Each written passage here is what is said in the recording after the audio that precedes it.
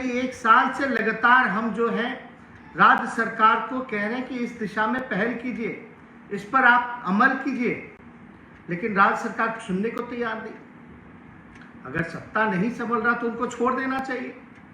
हम लोगों को मौका मिले, हम लोग दिखाएं कि सरकार कैसे चलती है।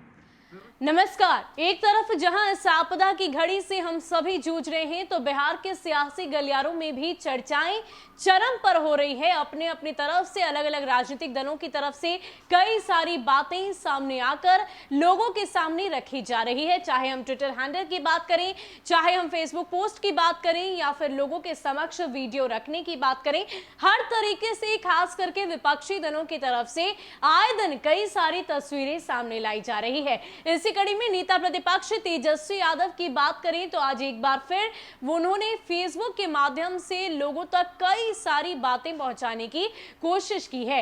दरअसल नेता प्रतिपक्ष तेजस्वी यादव फेसबुक लाइव आए और इस दौरान उन्होंने मुख्यमंत्री नीतीश कुमार और साथ ही साथ बिहार जिस आपदा की घड़ी से जूझ रहा है, इसका जिम्मेवार कौन है, किस प्रकार वो लोगों की मदद कर रहे हैं या करना चाहते हैं, इसको लेकर उन्होंने कई सारी बातें कही। लेकिन इन सबके बीच उन्होंने साफ तौर पर कहा है कि मुख्यमंत्री नीतीश कुमार जी, आपसे इस बात का विनम्र निवेदन करता हूं कि अगर आपसे बिहार संभल नहीं रहा है, इस तरह की स्थिति बार बार सामने आती है, जब आपको पहले से ही इस बात की जानकारी थी कि बिहार में एक बार फिर से यह आपदा आएगी। दरअसल ये एक वैश्विक आपदा है, देश ही नहीं बल्कि हर दूसरा राज्य इससे लगातार जूझ रहा है, तो आपको इसकी तैयारी पहले से करनी थी। इतना ही नहीं, लॉकडाउन को लेकर भी उन्होंने कहा कि विपक्षी दलों की तरफ से पहले ही इसे प्रभावी करने की बात कही गई थी, ये बात भी नकारी गई। लेकिन इन सब के बीच नेता प्रतिपक्ष तेजस्वी यादव ने मुख्यमंत्री नीतीश कुमार से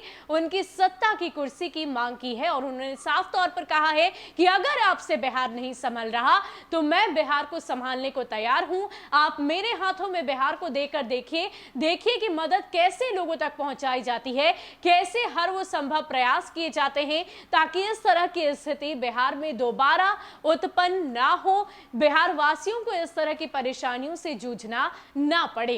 इसके अलावा इन तमाम बातों को लेकर नेता प्रतिपक्ष तेजस्वी यादव ने क्या कुछ कहा है, पहले आप सुनिए। लोगों ने उठाया, सड़कों पे आए, इन लोगों ने विधायकों की पिटाई की, विधानसभा में पिटाई की, और पिछले लॉकडाउन के समय भी कितनी हम पे मुकदमे किए इन लोगों ने।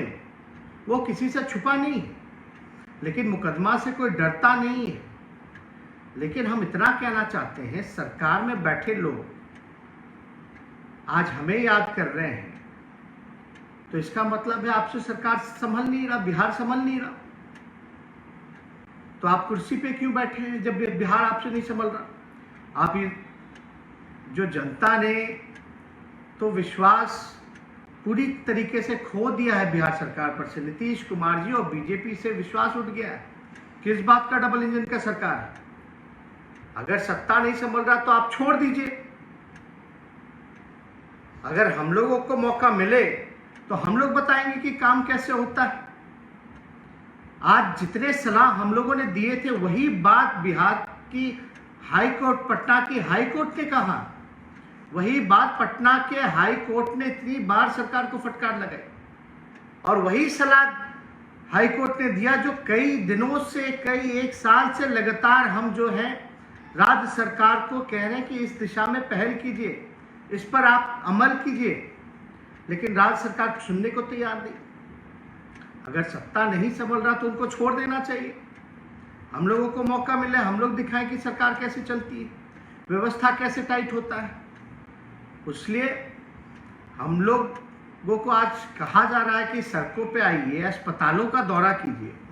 हम तो जान ही रहे कि अस्पताल जो है स्थिति बद से बदतर है, लेकिन जो लोगों को अस्पताल का तो दौरा उनको करना चाहिए जो वास्तविकता से दूर हैं, जो कह रहे हैं कि सिस्टम सही काम कर रहा है। आज जाएं, सरकार में बैठे हुए लोग जाएं कि किस प्रकार से अस्पताल चल रहा है, दवा की किल्लत है कि नहीं है, ऑक्सीजन की किल्लत है कि नहीं है, वेंटिलेटर रखा हुआ है लेकिन वेंटिलेटर चलाने वाला टेक्नीशियन नहीं है। चुनाव के समय आप लोगों को याद होगा, हम लगातार, चाहे विधानसभा भी चला तो सदन के अंदर हमने कई बार बोला कि जो पदे जो रिक्त हैं बिहार सरकार में स्वास्थ्य विभाग में, चाहे डॉक्टर्स का पद हो, चाहे टेक्नीशियंस का पद हो, चाहे नर्सेस का पद हो, स्वास्थ्य कर्मियों का पद हो, उसको अविलंब जो है भरा जाए। आज अस्पताल में डॉक्टर नहीं है, नर्सेज नहीं है, दवाएं नहीं है, वेंटिलेटर चलाने वाला कोई नहीं है, ऑक्सीजन नहीं है, एम्बुलेंस की हालत आप सब लोग जान रहे हैं कि क्या है, कोई शव उठाने वाला नहीं है। कैसे चलेगा? अगर सरकार को थोड़ा सा भी अगर गंभीर होती तो डॉक्टर के परे जो खाली पद हैं उसको भरने का काम किया जाता, नर्सेस के जो भरे पद हैं उसको भरने का काम किया जाता, स्वास्थ्य कर्मियों के जो टेक्नीशियंस के जो पदे जो खाली हैं, रिक्त हैं, उसको सरकार भरने का काम करती।